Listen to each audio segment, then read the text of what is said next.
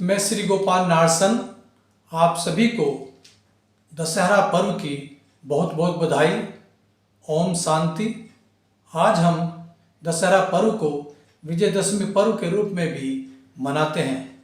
इस अवसर पर रावण जलाया जाता है। रावण जो बुराई का प्रतीक है और राम जो अच्छाई का प्रतीक है। अच्छाई के प्रतीक होने के कारण हम राम की पूजा करते हैं और बुराई का प्रतीक होने के कारण हम रावण को जलाते हैं। हालांकि हम सब जानते हैं कि हमारे सब के अंदर एक ऐसा रावण बैठा है जो 5 विकारों के रूप में विराजमान है, यानी काम, क्रोध, मोह, लोभ और अहंकार। यदि हम इसको जला दें, इन विकारों से परे हो जाएं, तो हम पतित से पावन बन जाएंगे, यानी राम समान बन जाएंगे। जैसा कि आज एक प्रश्न उठता है कि क्या रावण को जलाने से रावण खत्म हो जाएगा? फिर हर साल क्यों रावण बढ़ता जाता है और हम क्यों रावण को जलाते हैं? इसी पर मेरी चंद पंक्तियाँ। घर घर में रावण पैदा हो गए, किस किस को जलाओगे?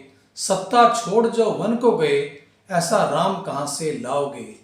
पहले अपने अंदर झांक लो, कितने रावण मन में बसे हैं। पहले उन्हीं रावणों को जला लो जो रावण तुम्हारे अंदर बसे हैं। काम, क्रोध, मोह, लोभ सब अहंकार में लिपटे रावण हैं। इन सब को अगर जला लो तब राम तुम्हारे वश में है। गलत राह पर जो भी चला वही सदा बदनाम हुआ। अपनी असुरता के कारण रावण का यही अंजाम हुआ। वह बल बुद्धि में कम नहीं था, वह पूजा पाठ में भी कम नहीं था, पर सीता अपहरण दुस्साहस किया, राम पर व्यक्तिगत प्रहार किया। अन्याय का दंड मिलता जरूर है, पाप का घड़ा फूटता जरूर है। असत्य सदा हारता आया है, रावण पर राम विजय भाया है, रावण पर राम विजय भाया है। आओ राम के पथ चलें, मर्यादा में जीवन को ढलें। आओ राम के पथ चलें, मर्यादा में जीवन को ढलें। विकारों को पीछे छोड़ते चलें, पतित से पावन बनते चलें। रावण स्वयं ही जल जाएगा, अहंकार शेष न रह पाएगा। सद्कर्मों की पहल करते चलें, राम राज्य बनाते चलें, राम राज्य बनाते चलें। ओम शांति। आपको श्री गोपाल नारसन का नमस्कार। डिवाइन मिरर हिंदी चैनल में आपका बहुत बहुत स्वागत है। आइए जान लेते हैं आज की कुछ खास चर्चित खबरें। अभी आप दशहरा पर्व के उपलक्ष्य में दशहरा का आध्यात्मिक रहस्य व दशहरे की कुछ काव्य पंक्तियां सुन रहे थे। देश भर में आज दशहरा का पर्व धूमधाम के साथ मनाया गया। दिल्ली के द्वारका सेक्टर 10 की रामलीला में रावण दहन देखने के लिए स्वयं प्रधानमंत्री नरेंद्र मोदी पहुंचे। वहीं लाल किले की रामलीला में दिल्ली के उपराज्यपाल विनय कुमार सक्सेना, दिल्ली के मुख्यमंत्री अरविंद केजरीवाल व फिल्म अभिनेत्री कंगना रनौत शामिल हुई। देहरादून, हरिद्वार, रुड़की, मुजफ्फरनगर समेत अनेक स्थानों पर दशहरा पर्व पर रावण दहन हुआ व जगह जगह मेला भी लगा। ब्रह्मा कुमारी भाई बहनों ने आध्यात्मिक चित्र व संदेशों के माध्यम से दशहरा का रहस्य आध्यात्मिक रूप से जिज्ञासुओं को समझाया। तमिलनाडु में चलती ट्रेन से फिसलकर रेल की पटरी पर एक बच्चा गिर गया। उसी वक्त फरिश्ते की तरह दौड़कर आई एक महिला कांस्टेबल ने बच्चे को उठाकर उसकी जान बचा दी। यह घटना सीसीटीवी में कैद हो जाने पर वायरल हो गई। बच्चे को मामूली चोटें आई हैं। राजस्थान के दांतागढ़ विधानसभा क्षेत्र में रीता चौधरी को जेजेपी व उसके पति वीरेंद्र सिंह को कांग्रेस से टिकट मिलने की स्थिति में पति पत्नी के बीच रोचक चुनावी मुकाबला हो सकता है। वहीं अलवर की रामगढ़ सीट पर वर्तमान विधायक साफिया जुबैर का टिकट काटकर उनके पति जुबैर खान को दे दिया गया। मध्य प्रदेश में मुख्यमंत्री शिवराज सिंह चौहान के सामने सपा प्रमुख अखिलेश यादव अपनी पार्टी से मिर्ची बाबा को उम्मीदवार बना सकते हैं। कभी दिग्विजय सिंह व कमलनाथ के करीबी रहे मिर्ची बाबा ने अब सपा का दामन थाम लिया है। मिर्ची बाबा पर बबूती खिलाकर दुष्कर्म के आरोप भी लग चुके हैं। उत्तराखंड में बद्रीनाथ धाम के कपाट 18 नवंबर को दोपहर 3:33 पर विधि विधान के साथ बंद किए जाएंगे।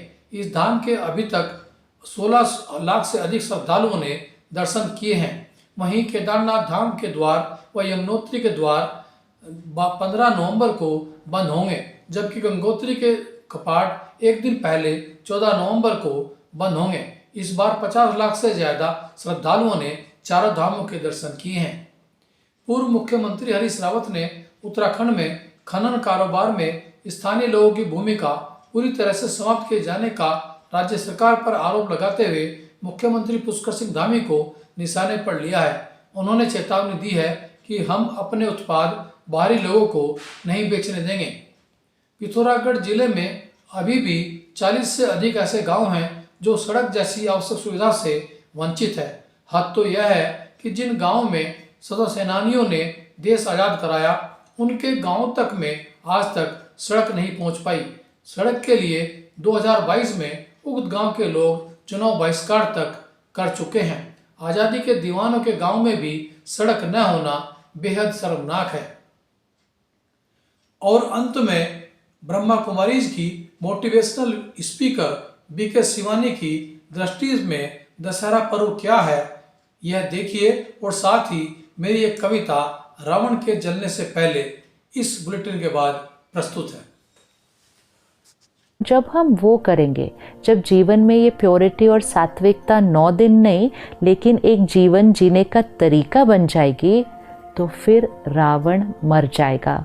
और इसीलिए 9 दिन के बाद 10वें दिन दशहरा आता है। दशहरा आना मतलब रावण का ख़त्म होना। और क्योंकि दुनिया में नेगेटिविटी बढ़ती जा रही है, तो हर साल वो रावण का पुतला पिछले साल से और बड़ा बनाया जाता है। तो इसको दशहरा कहते हैं। रावण हत्या नहीं कहते, रावण वध नहीं कहते। दशहरा मतलब 10 सर को काटना, उतना ही उसका मीनिंग है। तो वो आत्मा के जो 10 विकार हैं उसको काटना है। आप सभी को श्री गोपाल नारसन का नमस्कार। दशहरा पर्व पर एक कविता लिखी है, आइए आपके सामने प्रस्तुत कर रहा हूँ दशहरा पर यह व्यंग्य कविता। मैं रावण बोल रहा हूँ, वर्षों से जल रहा हूँ, एक अपराध की सजा सदियों से भुगत रहा हूँ। मुझे जलाने वाले भी कोई गुणवान नहीं है, जो मुझे जला रहे हैं उनमें कोई राम नहीं है। मेरी विद्युता का भी जगत में कोई सानी नहीं था, चरित्र में मुझसे ऊंचा कोई प्राणी नहीं था। बहन के अपमान का प्रतिशोध मैंने लिया, सीता माँ के अपहरण का अपराध मैंने किया। लेकिन सीता मर्यादा को मैंने आँच न आने दी, अशोक वाटिका में रखा उनको, उनकी लाज न जाने दी। एक अवगुण अहंकार मेरी शक्ति चुरा ले गया, मेरे विवेक को अहंकार पलिता लगाकर चला गया। क्रोध ने भी मुझको भारी क्षति पहुंचाई, कुल का मेरे विनाश हुआ, पराजय अंत में पाई। लेकिन एक सवाल है, जवाब दो मेरे भाई, किसके अंदर रावण नहीं, यह बताओ मेरे भाई। पांचों विकारों में लिपटे हो, यह मेरा ही तो रूप है। अनेक बुराइयों से घिरे हो, यह मेरा ही तो रूप है। फिर किस मुंह से जलाते हो, पहले राम बनकर दिखाओ। फिर किस मुंह से जलाते हो, पहले राम बनकर दिखाओ। मुझ में आग लगाने से पहले अपने अंदर के रावण को जलाओ, अपने अंदर के रावण को जलाओ। ऐसा होने पर ही रावण अंततः जल जाएगा। रावण की जगह राम का जन्म हो जाएगा, राम का जन्म हो जाएगा। धन्यवाद।